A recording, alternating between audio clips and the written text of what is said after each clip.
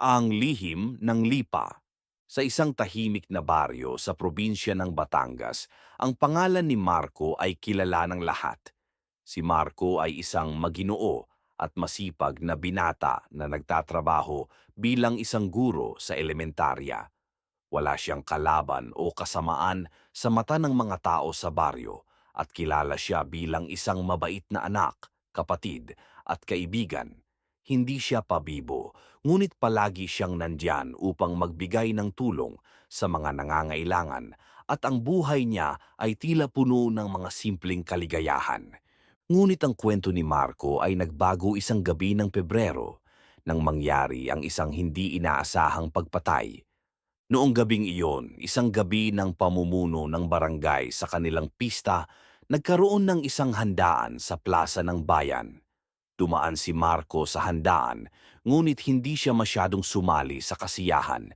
Hindi siya mahilig sa ingay o sa maraming tao. Mas pinili niyang maglakad-lakad sa paligid ng bayan upang magpahinga. Habang naglalakad siya sa kalsadang patungo sa simbahan, napansin niyang may isang matandang babae na naglalakad patungo sa kanyang direksyon. Ang matandang babae, nakilala sa pangalan na Aling Rosa, ay isang mang-uukit ng kahoy na madalas magbenta ng mga figurine sa merkado. Palaging magaan ang pakiramdam ni Marco tuwing nakakakita siya ng matandang babae dahil ito ay isang simbolo ng mga tradisyon ng kanilang baryo. Marco, anak, hindi ka ba makikisalamuha sa pista? Tanong ni Aling Rosa habang malapit na silang magkita. Hindi po, Aling Rosa. Gusto ko lang po sanang maglakad-lakad saglit, sagot ni Marco habang ngumiti at tinuloy ang paglakad. Subalit, sa hindi inaasahang pangyayari, habang sila ay nagkakasalubong, biglang may sumulpot na lalaki mula sa dilim sa kanto ng kalsada. Hindi agad siya nakita ni Marco dahil ang dilim ng gabi ay sumalubong sa kanya.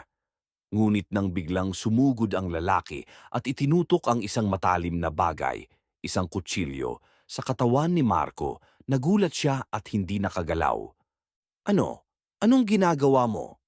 Ang tanging nasabi ni Marco habang ang matalim na talim ng kutsilyo ay pumasok sa kanyang tagiliran. Bago pa man makapagsalita ang lalaki, mabilis itong umatras at tumakbo papalayo.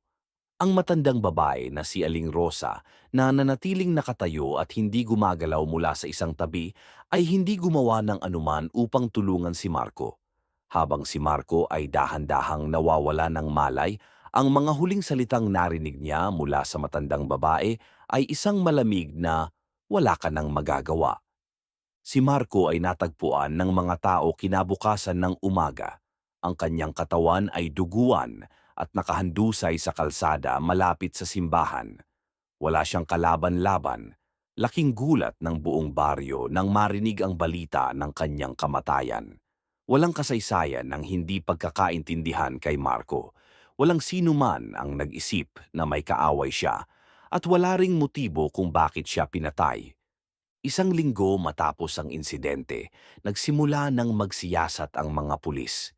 Sinaliksik nila ang lahat ng posibilidad, ngunit sa lahat ng ebidensya na kanilang natipon, isang detalye ang hindi nila matukoy. Ang kutsilyo na ginamit sa pagpatay ay may nakalimbag na pangalan, Rosa, ang pangalan ng matandang mang-uukit ng kahoy. Dahil dito, naisip ng mga pulis na si Aling Rosa ay maaaring may kinalaman sa pagpatay kay Marco, kaya't siya ay tinanong. Ngunit nang tanungin siya, ipinagpilitan ni Aling Rosa na hindi siya nakialam sa insidente. Pinilit niyang itanggi ang lahat ng alegasyon. Ngunit habang tumatagal ang investigasyon, isang hindi inaasahang lihim ang natuklasan. Si Aling Rosa, bagaman siya ay isang matandang mang-uukit ng kahoy, ay may isang nakatagong relasyon kay Marco. Matapos ang matinding paghuhukay, napag-alaman ng mga pulis na may lihim na ugnayan si Marco at si Aling Rosa. Noong mga nakaraang taon, nagtangka si Marco na maging mas malapit kay Aling Rosa upang matutunan ang sining ng pag-uukit ng kahoy. Ngunit hindi lamang ito simpleng ugnayan ng magtuturo at mag-aaral. Si Marco at si Aling Rosa ay mayroong lihim na pagmamahalan. Hindi inamin ng matandang babae, ngunit may mga tsismis na nagsasabing may namumuong relasyon sa pagitan ng dalawa. Sa kasamaang palad, nagkaroon ng hidwaan sa kanilang relasyon nang malaman ni Aling Rosa na si Marco ay nagsimula ng makipag-ugnayan sa ibang babae sa baryo. Ang inggit at galit na matagal nang naipon kay Aling Rosa ay sumik at ang mga hindi nasabing saloobin ay nag-udyok sa kanya upang maghiganti. Sa gabing iyon ng pagpatay, si Aling Rosa ay nagtakip ng mukha at pumasok sa madilim na kalsada, dala ang kutsilyo. Siya ay naghintay na mag-isa si Marco sa kalsadang patungo sa simbahan. Nang magkita sila, nagtakda siya ng kanyang plano.